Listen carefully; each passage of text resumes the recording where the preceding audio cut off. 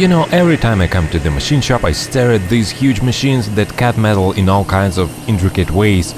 Finally, one day I said enough and decided to build an extremely simple lathe for our garage. So I started with the remnants of an old washing machine. I got the spindle and pulley from it. Then I thought it would be great to use a wheel hub as a headstock. I had never been so wrong, but more on that later.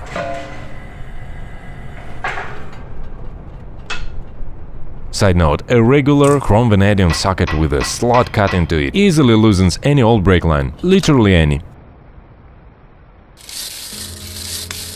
Then I found this rail at home. I cut it with an angle grinder and finished it with a hacksaw. A 2-minute job. I think rail steel is the best choice for a homemade lathe in case you don't happen to have a few 50-kilo cast iron bars laying around in your kitchen drawer. But at this point, I made a second mistake. For some damn reason, I picked the wrong side of the rail for the lathe bed. Anyway, I managed to set them parallel and welded them together and added these ribs to the edges. Then I dug through the central warehouse and found this smaller rail. Maybe it's from a coal mine, I don't know. I welded them parallel and cut them in the middle to make them lower. Oh, here I was welding the hub case to the U-channel. I don't mind saying it, it was genius.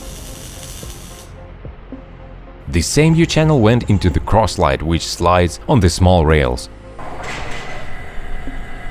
For the tool post, I found these extremely thick metal plates in the central warehouse and welded them solidly together.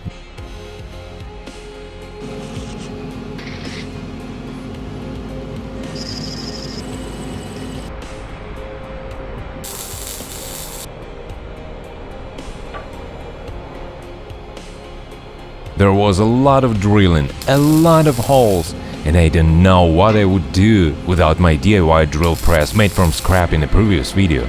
No matter the thickness, 10mm, 20mm, even 40mm, like clockwork. But the next task wasn't so easy. I cut threads in these holes, a lot of threads, and my sweat was the only grease. The gear head from an old angle grinder came in handy for more control over the lead screw rotation.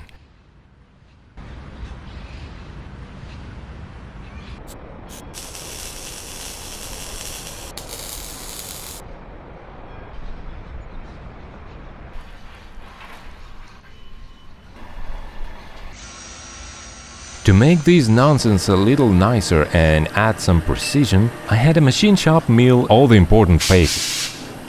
Doesn't it look nice?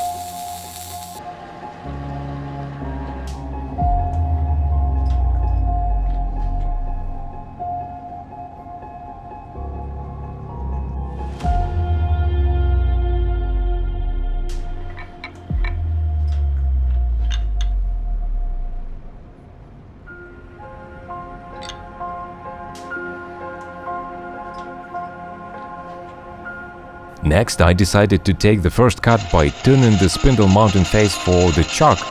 At this point, I started to realize this build doesn't inspire confidence. The bearings were so inaccurate that the spindle wobble was inconsistent, something you can't fix just by turning it flat. The carriage was completely imprecise too, with a lot of play and looseness. I knew almost nothing about these machines and I couldn't even afford an old neglected lathe. They're surprisingly expensive. I get all my mistakes, I'm not a fool. A fool wouldn't get it. Well, at least I learned how not to build your first lathe. And now I'm starting all over again, keeping in mind all the weak points that doomed my first attempt. So stay tuned, in the next video I got pissed off and built an extremely rigid headstock. Well, that's the way the piston turns.